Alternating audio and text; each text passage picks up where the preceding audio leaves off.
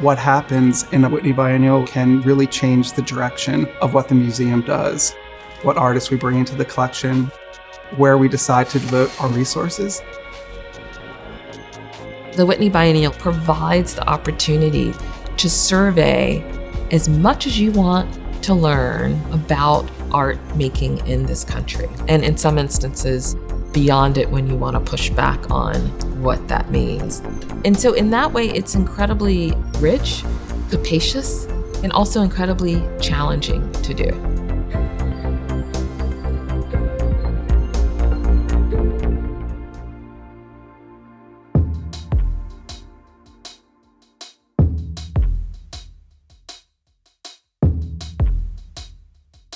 Thinking about what does it feel like if you enter here, especially with a floor like this where it's so open and it's so much about vistas and a kind of scenography in a way.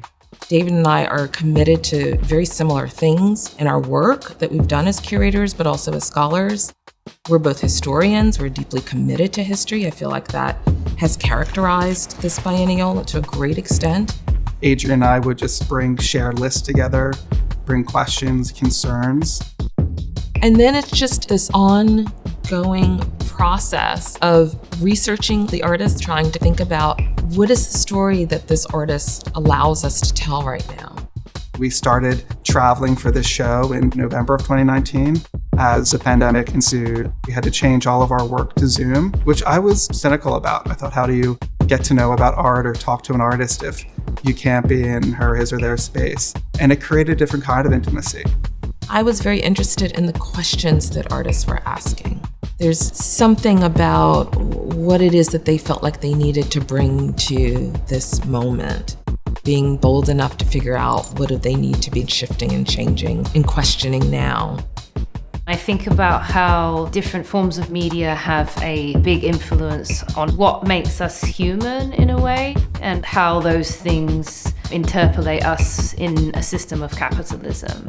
Un sentimiento general que yo he notado en mi generación es una aproximación a la frontera no desde la representación del muro, sino de la exploración e investigación de las sensibilidades y los efectos que la frontera ha tenido sobre las personas. In artistic histories, beauty has been dismissed at times, has been thought of as something that's surface, void of deep thought. I really don't believe that to be true. I think beauty is a common human language that we all seek out. Seeing so many propositions for what artists want our time to look like has been extremely motivating. From the very beginning, we also were asking ourselves some very specific questions. How do we actually stage this exhibition? How do we be accountable to the times in which we're living and making it? And not just leave it to the artist, right? But how do we fully participate? One thing that we decided was to have the two main floors of the exhibition feel completely different from each other, because it has, for so many of us, felt completely polarizing one day from the next. The fifth floor, we've thought about it almost like a clearing, an opening. There is no really formal architecture.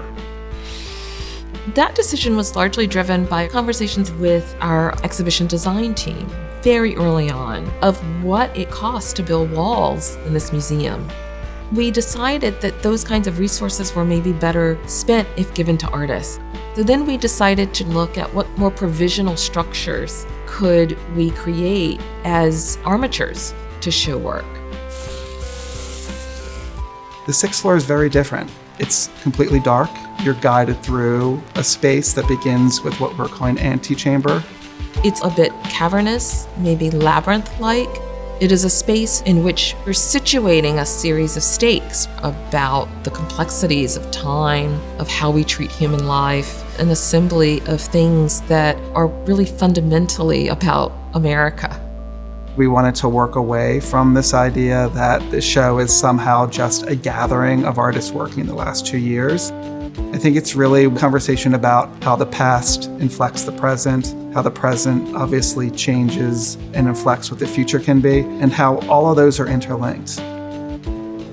Much of the planning of the show happened when people weren't going to museums or seeing art.